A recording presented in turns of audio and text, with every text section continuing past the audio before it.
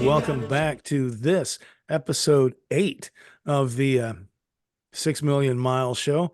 I am one of your co-hosts, CrackerboxJimmy. And I am your other co-host, Trucker Toby. And this week, we're going to introduce a new segment to the show called Story Time with CrackerboxJimmy and Trucker Toby. This week's story is the Flying Midgets. Flying Midgets. Yes. So this is going to be good. I can already tell. so I'm coming out of Flagstaff, Arizona, southbound on 17, headed for Phoenix. Mm-hmm. And you know that loop around, how every big city has that loop around it, where there's that big loop around Phoenix. I don't remember the name of it. And I'm coming up on there, and just as you come over the little hill, I see this ocean of brake lights. So I start backing it down. You know, that's what we're supposed to do. And this VW bus comes flying by me. I mean, just streaking by me.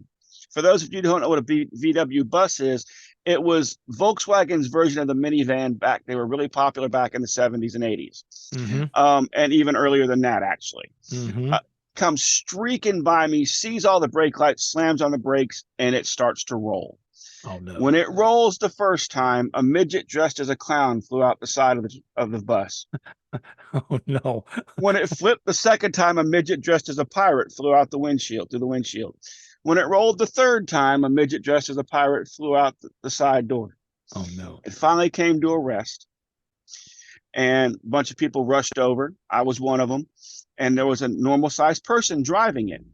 Well, as it turns out, they were carnies on a way to a show in Phoenix, and they were running late. By the way, everybody was fine. Good. But you have not lived until you've seen a flying midget dressed as a clown or a pirate.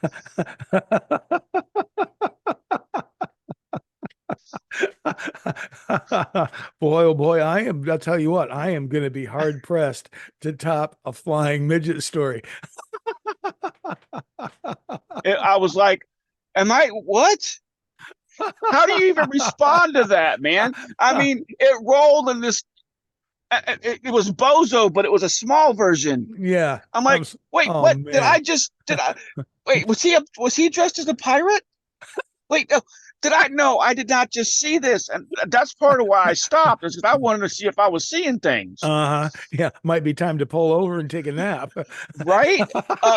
So I locked it down. A bunch of people ran over there. There was some first responders. Everybody was okay. But I'm like, midgets, flying midgets. Well, that is really interesting. But you know what? It is not quite as interesting as the interview that we did with Delia Meier from the Iowa 80 Truckstop. That's who the show is with today. You know what, Delia had a lot of interesting things to say, and I really can't wait to dig into this episode with everybody. I'm looking forward to it. And hey, everybody, if you like what we're doing, you're a fan of the show, please hit the subscribe button, give us a thumbs up, and do not forget to tinkle that little bell over there so that way you get notified whenever we drop new content. Thanks a lot. We really appreciate it. Yeah, we do. And all right, everybody, don't hit the X when the show's over. Stay tuned to the after credits. Just like a Marvel comic movie, for the cutscene, we have awesome footage from the Eureka Truck Parade in Eureka, California from this past weekend. Stay tuned. And let's check out this interview with Delia. Thank you very, very much, Delia, for being with us today. That's absolutely wonderful that you could take your time out of your day. I know I've been to the Iowa 80 truck stop. I can't tell you how many times. Absolutely loved stopping there. It's a wonderful place. Toby, have you been through there? I have. It's been a few years. Matter of fact, it's been so long now they have a separate building for the museum, and it used to be inside. And it's not a truck stop; it's a truckers' mall. It's a mall. It has a food court. Yes, I loved it. It was great. Plus, they got lots of parking. Yeah, they do. 900 spots. That's an awful lot of parking. Delia, how many trucks do you get through there a day? I saw that website says 5,000 visitors a day, roughly. But how many trucks does that equal to that cycle through?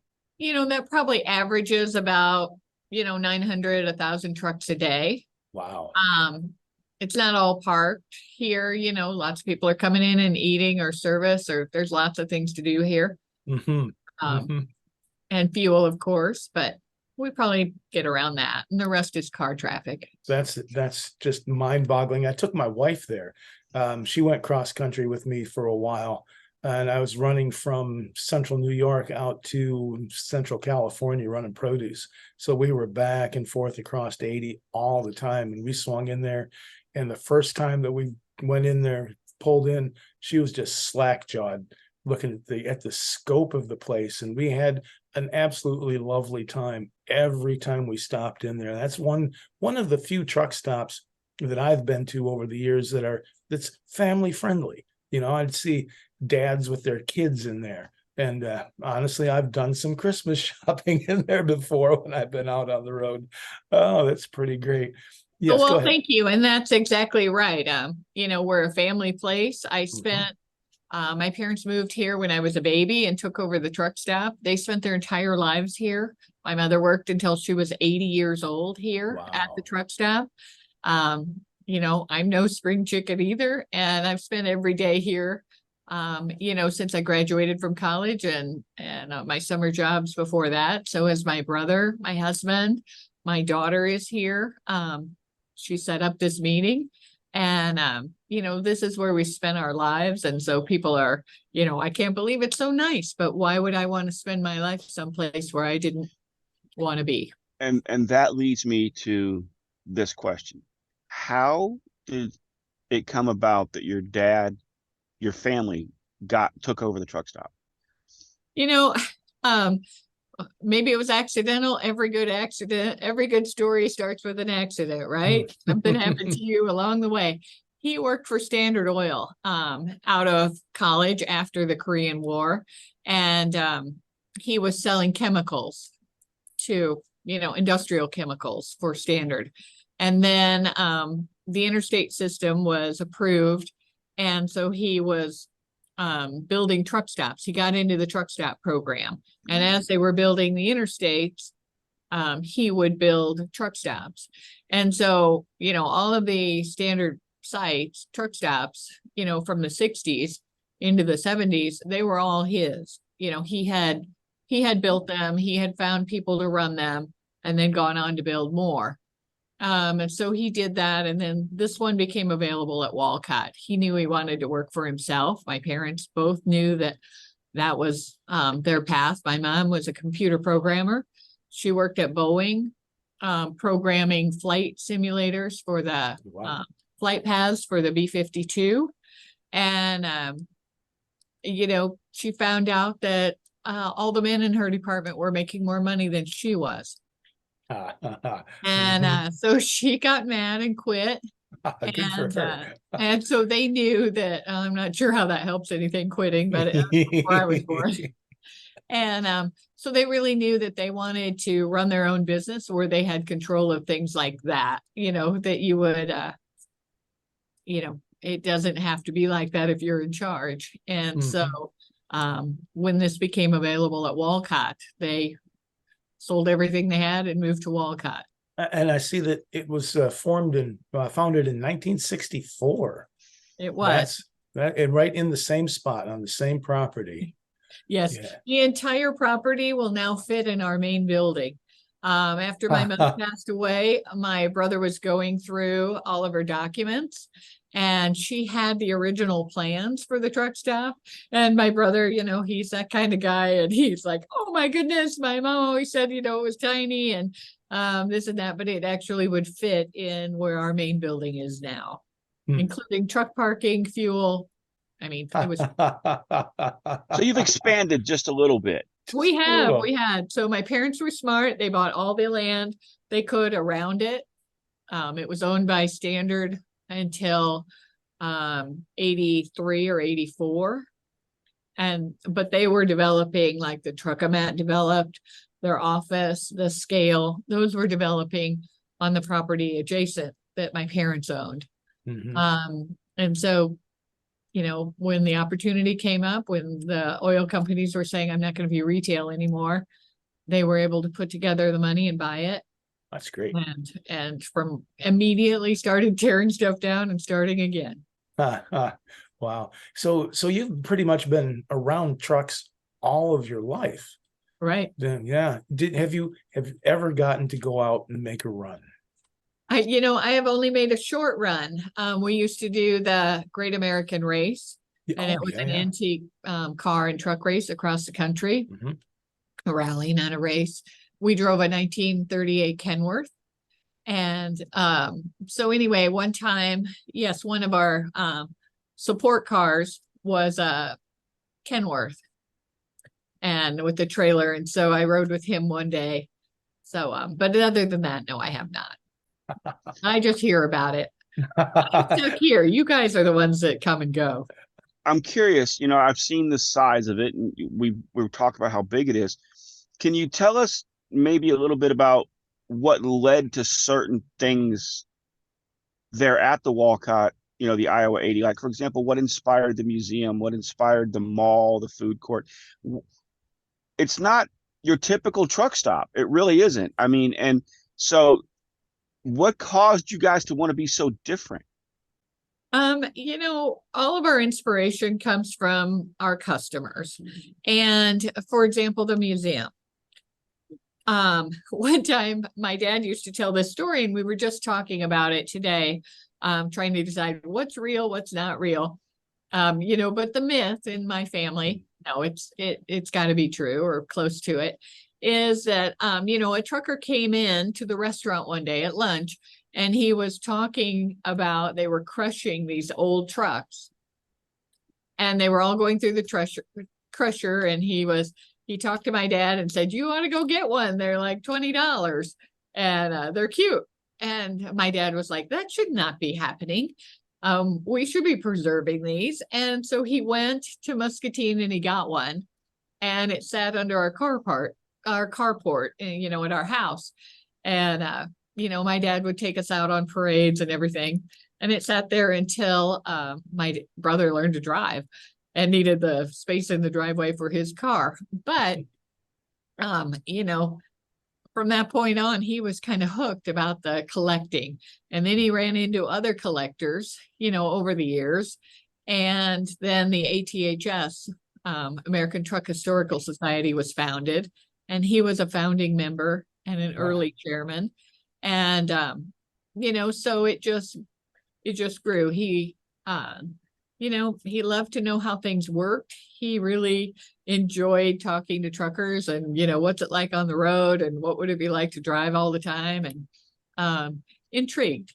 So the museum, he was always going to build a museum here and putter around in it in his retirement. He died early of cancer, so he never got to do that, but we're doing it. And so anyway, that's a museum, and it's free. And, it's just a thank you, it's a thank you to our customers to say, we're preserving your history. We think it's cool. And there's so many cool inventions that, are highlighted in the museum, that have just changed the whole industry and changed the way we eat, the things we have. Cars are changed because of things that were happening in trucking. It's just interesting, and how we've built everything else, like the restaurant and the fast food. The industry was changing in the 90s. It's always changing, but in the 90s, everything was getting faster and faster. Hours of service were being altered. They were being monitored differently. So people during the day were not using the sit-down restaurant, and they were stopping at McDonald's and different places. So we're like, okay, let's add those, and then in the 2000s when, even more pressure is on to produce and get more miles every day. It turns out that even sometimes quick service restaurants are not fast enough, and so now we've got a lot of grab and go, and lots of drivers have a refrigerator in, and they're eating while they're driving. And I feel sorry for drivers doing that. There's no way you can be truly healthy when you're that focused on time. And I think we're seeing that in a lot of health issues with drivers. But we're trying to offer healthy options, and do the best we can to support them, with the job they're in. I can't change that, but I can make it better for them. And that's kind of our goal. That brings up a good point about the change in the hours of service and the way they're tracked. I used to stop into the Iowa 80 all the time on paper log. As soon as I converted over to an e-log, I went past your truck stop probably twice as many times as I was able to stop, because I just had to keep going. I didn't have the opportunities to stop. I'd look and point and go, oh man, how come I'm not over there? But yeah, that's a very valid point. And I was going to ask, contributed to the congestion. It contributed to the highway congestion, is that you used to stop and let the traffic go. And there's no way you would have driven into Chicago at rush hour. No way. No.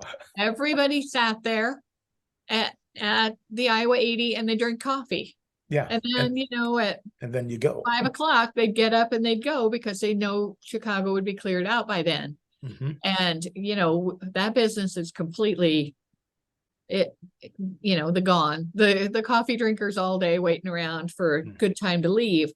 That doesn't happen. But, no sane truck driver, in my opinion, would ever leave here knowing they were going to hit that traffic during rush hour. My wife, I would go through that area quite a bit a couple of years ago, and my wife would, hey, are you going to stop at the Iowa 80 so you can do a video call and show me and the girls and everything what it looks like? And I never had time. I was always, trying to make time, because that's, again, we go to that ELD thing. You're always trying to make time. You don't have the time to stop and, hey, this is great, and then you're can you do this in 15 seconds? I got to go. Right. Time is money now. And I mean, it always was, but at least you could schedule it around when it made sense to be on the road. And, and I think that's got to be a major health issue for drivers. Absolutely. I'm surprised that there's not more. I feel like I'm alone in the woods saying this is, one thing that could be fixed on the industry. It would help drivers and it would help congestion. And nobody cares. I guess they just want to concrete everything. You're talking about how your business changed and you added in fast food restaurants and grab and go. You've been obviously able to stay well afloat after all those changes. Has that been a difficult transition for the company to make? No, I mean, I don't know what you mean by difficult, but it's expensive. It's a lot of training. It's a lot of more complex business than it was.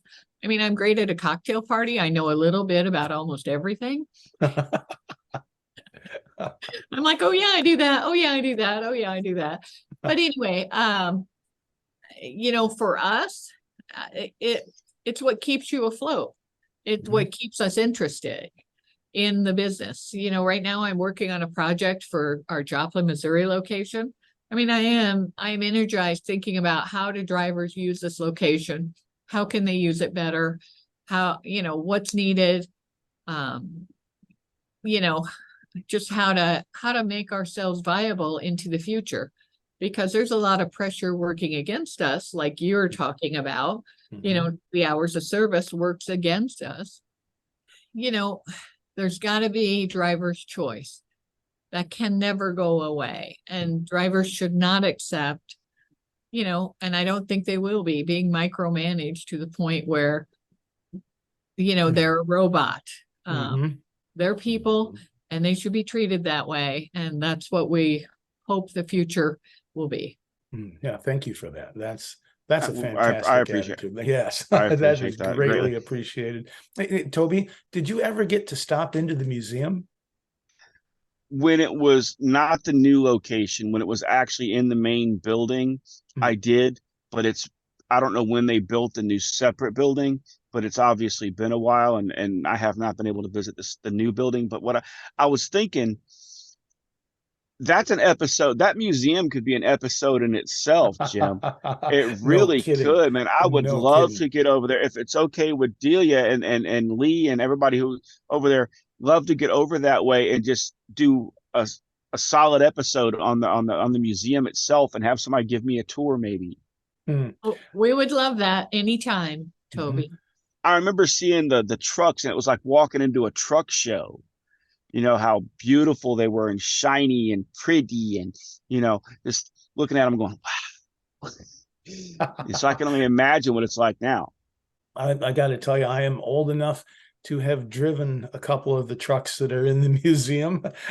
I have a favorite truck. My absolute favorite truck in that museum is the 1936 20, I think it's a 26 Mack AC, the yellow one with the drop deck trailer and the bulldozer. The gigantic thing, yes. Oh man, that is a beautiful truck. I'll put I have several pictures of it. I'll put one up into the show when I edit it out. And man, that is a gorgeous truck. I don't know if you noticed that right behind the wheel of the drop deck trailer, there's a big steering wheel.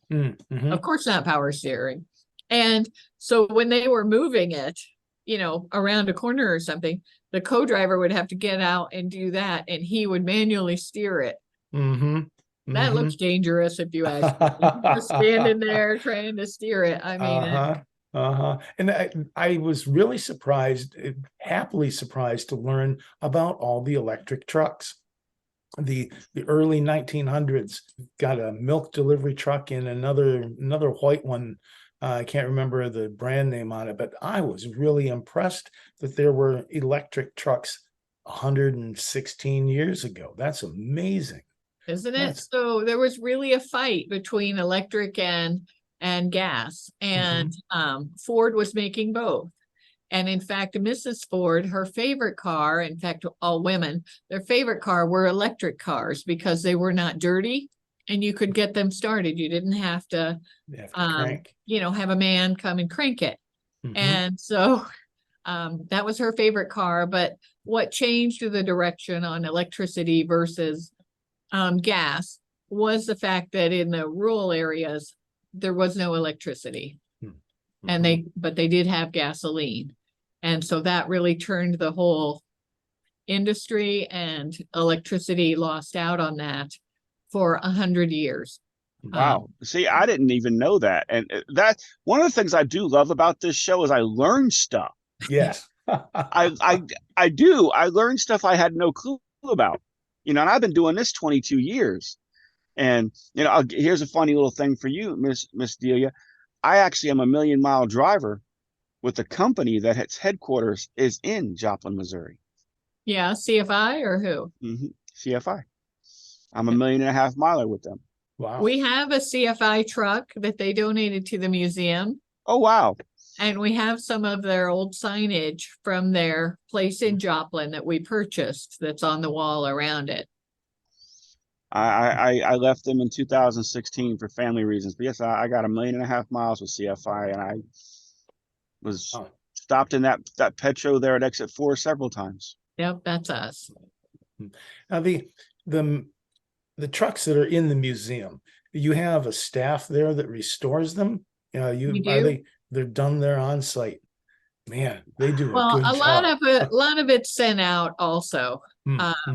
But we do have a state-of-the-art shop here with 2 employees. My nephew works there, and another guy, Mark, that's just fantastic on paint and details, and it's just fun. But a lot of things we're also sending out because it just takes too long. That is so impressive. Hey, Crackerbox. Yeah. What's up, Toby? Did you get your card yet? I did. I got it right here. I opened it up this morning. I got mine. Is yours the cool metal one? No, I got the second card. I got the plastic card. Did you get the metal card? Oh yeah, I got the metal one. You beat a mugger up with this thing, man. Tell folks about this card. What is OTR Clutch? Well, OTR Clutch is a banking solution by OTR Solutions. It's designed for truckers and the trucking industry. It's for truckers individually and for small fleets and businesses. And it's backed by Thread Bank. So it's FDIC insured. They've got the free overdraft. They have, they also have the automatic savings account. I mentioned that they're FDIC insured. Download the app, or you can go to the website, otrclutch.com. I agree. I was really impressed by a lot of the features, but the thing that really impressed me the most, having been an owner-operator way back in the day, their factoring services. And the other thing about that's cool is it's free for owner-operators. Yeah, I'm sitting here while we're talking. I'm looking at the OTR Clutch page, and they have end-to-end encryption on their app. You get unlimited cash back, no fees, no minimum balance. There's no credit check either. I'm really happy that our company, the 6 Million Mile Productions, has decided to go with OTR Solutions and the OTR Clutch account. It's I think it's going to work well for us for everything that we're doing. Yep, I like it. Yeah, I like it. I think they're going to do right by drivers. I think. And we'll get back here to the show in just a moment and just let everybody know OTR Solutions has brought us OTR Clutch. Let's show everybody the hand. There we are. OTR Clutch, made for drivers.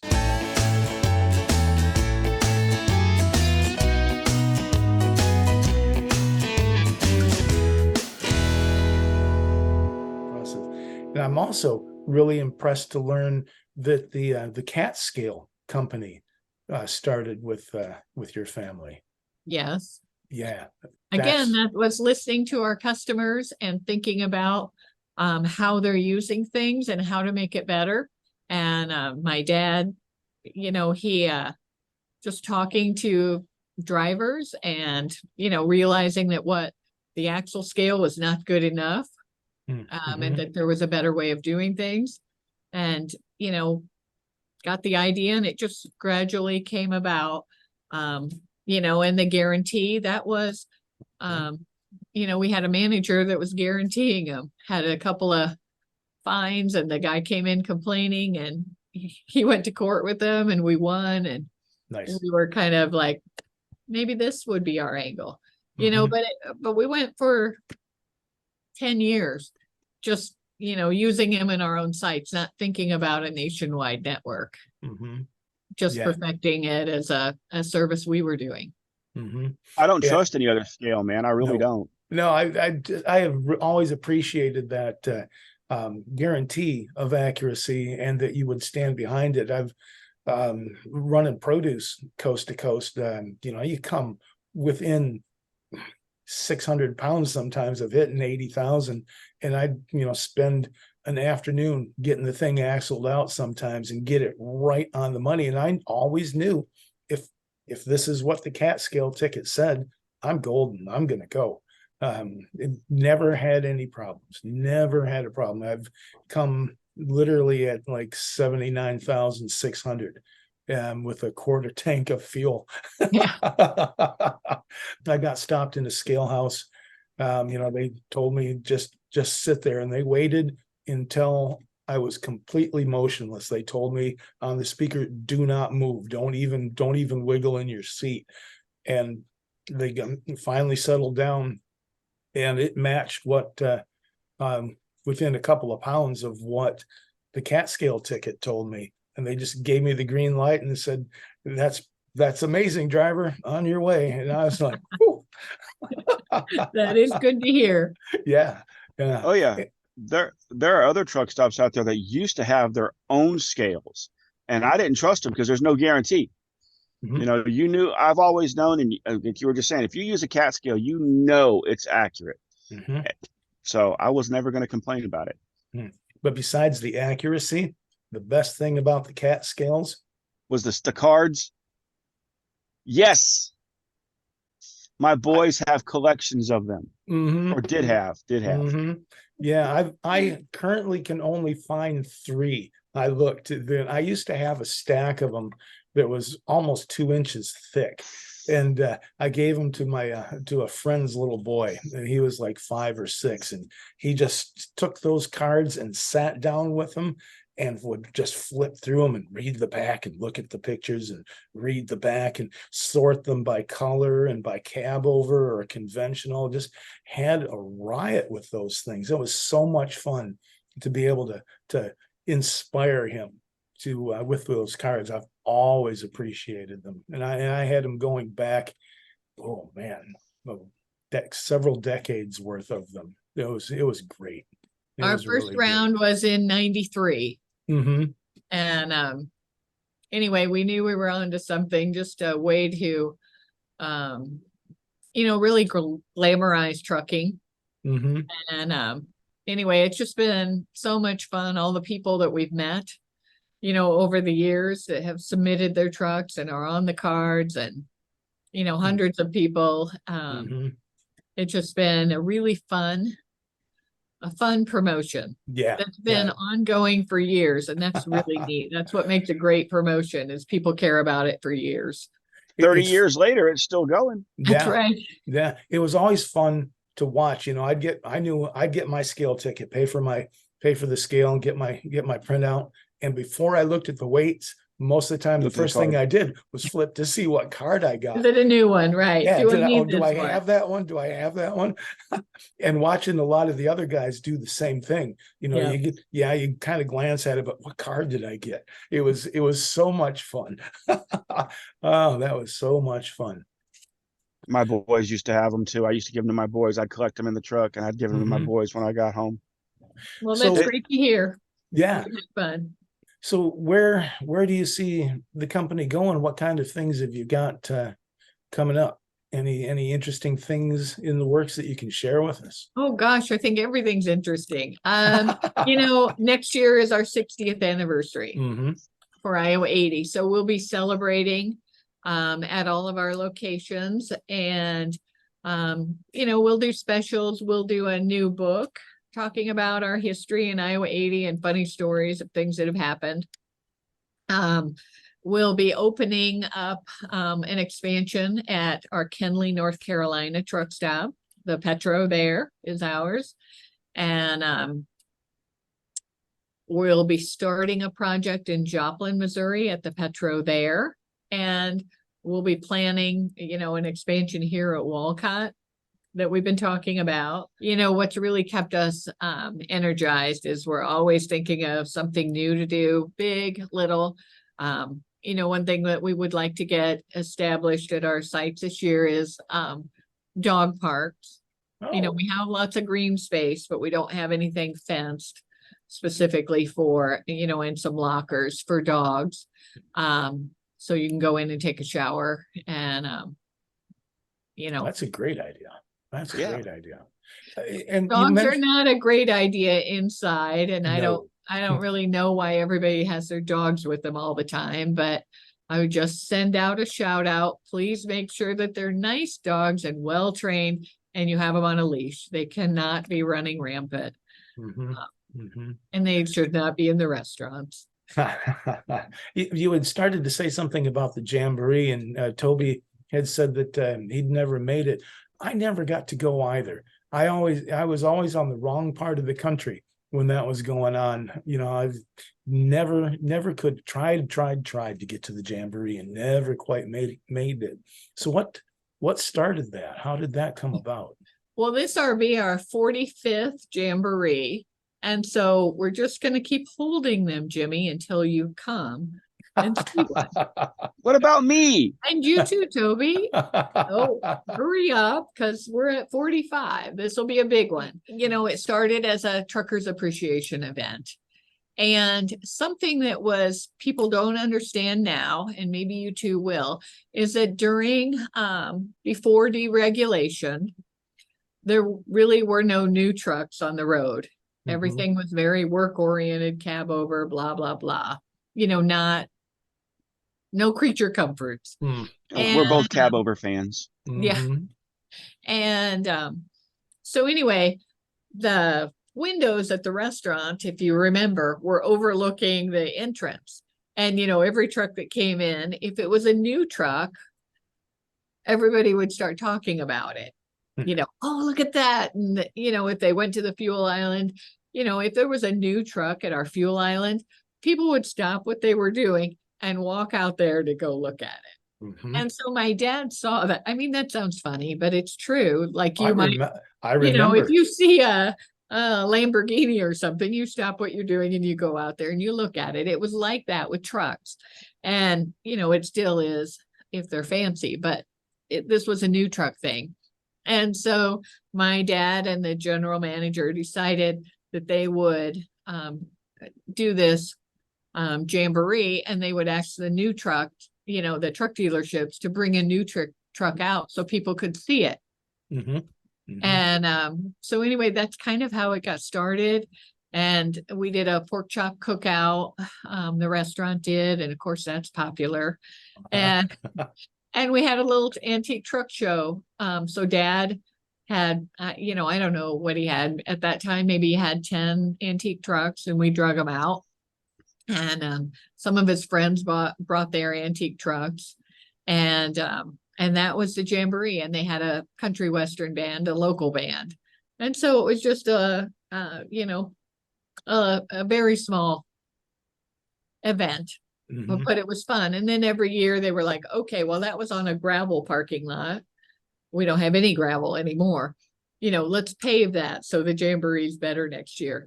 And, it really, people say, how'd you get to be the world's largest truck stop? It's probably because of the Walcott Truckers Jamboree, because we're always doing something to make the Jamboree better. Mm-hmm. Okay, that gravel, somebody's going to fall down and break an ankle. Let's pave that. And so then it was paved, and that's how the parking lot has gotten so big, is that, we want drivers to be able to park here even during the Jamboree. And so when is it? When is the next one? You said next year. So I know, but July 11th, 12th, and 13th of 2024. So make plans now. Mark that down on our calendar, Jim. I will. We have to try to find a way to go with the family. Mm-hmm. Mm-hmm. Maybe take a couple of days off. Do what? Take time off. I know. Oh no, we all like you. All we do is work, but it's for the betterment of It's this has been this. The love of trucking is what started this podcast. And it's what keeps this podcast going, and it's when it's going to keep this podcast going. Mm-hmm. So I had a number of years ago, a little publishing company out in New York published a book of poetry that I'd written specifically about my experience on the road. And they said, oh, we need a picture of you for the back cover. And I took a selfie in the Chrome shop there at the Iowa 80 front of Big Ken, one of the Big Kenworth that was in there. I don't know if it's still in there or not. Just there. Gleaming, shiny, me and my smiling face in front of that truck is on the back of the book. It was the perfect photograph for perfect setting for a book of haiku of all things about trucking. Interesting. It's out of print. You need to publish it online then, because then there's no cost. That's a good idea. That's a good idea. Toby, do you have any further questions? Anything? No, I just, I am so glad that we had a chance to sit down with Delia, because this is a lot of stuff that the new generation doesn't know, man. And there's stuff in here I didn't know. And this, again, we're doing what we love to do, passing on information, sharing knowledge, and sharing the history. So I'm really glad we got this opportunity.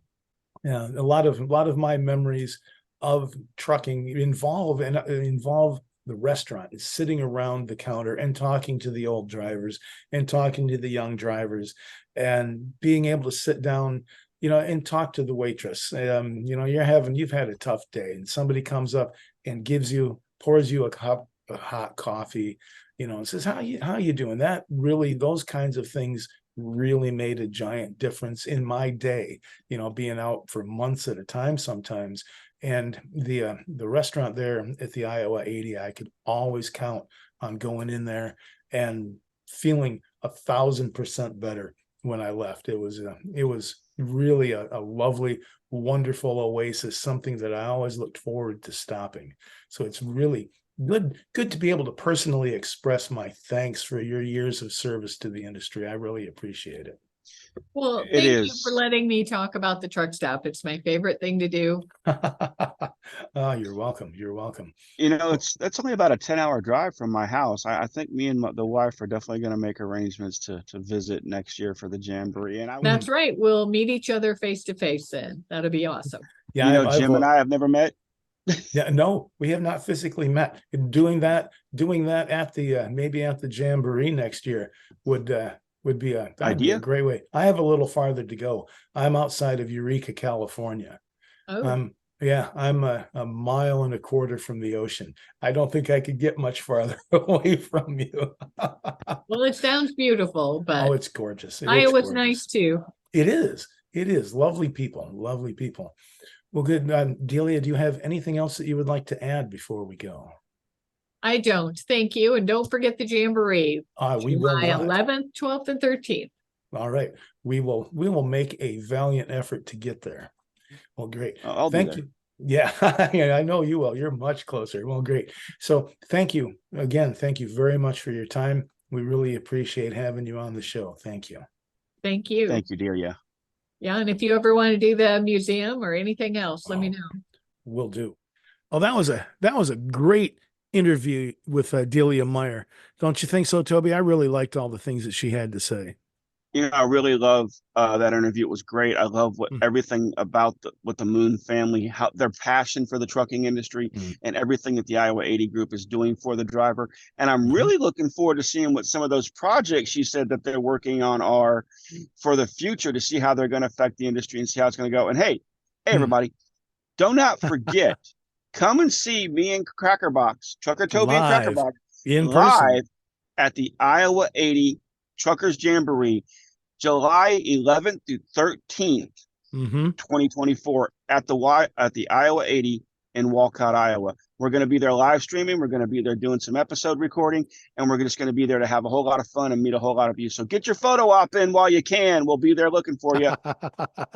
Yeah, I'm really looking forward to that. That's going to be so much fun, getting to meet all the people and get to do some episodes, like you said there, do some live streaming. That's going to be an absolute riot. Absolute riot. And coming up right here shortly is footage from the Eureka Truckers Parade that I shot here a few days ago. So, just stay tuned and check that out. It was an awful lot of fun. It was loud. I've participated in a few of those, parades, I've done for Special Olympics, holidays, and they are very loud because truckers like that air horn, man. We like that air horn. Yeah. All right, ladies and gentlemen, for Crackerbox Jimmy and myself, Trucker Toby, thank you so much. Thank you so much for taking your time out and listening to this episode, watching this episode. Please do not forget, if you like the show, subscribe. Click that notification bell so you can get notified whenever we post new content, and give us a thumbs up.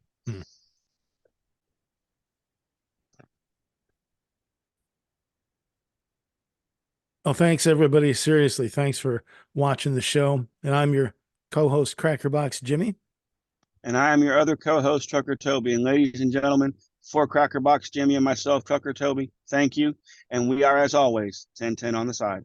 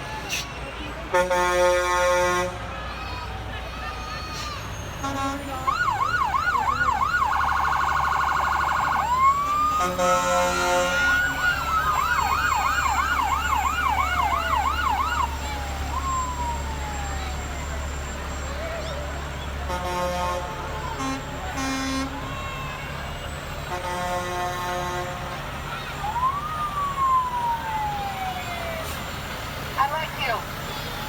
You are a party on a corner, and I would be there with you. We lose the wicked! Let's go!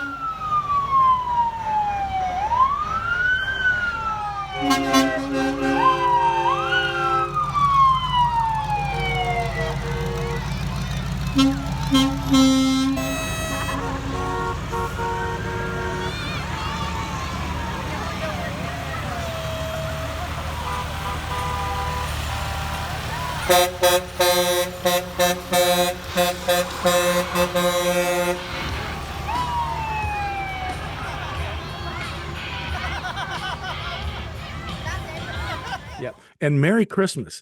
Merry Christmas to everybody. So let's get Merry on with the Christmas show. and the 6 Mile Show. Yes, sir. Thank you. I am so glad you can do all this wizard stuff.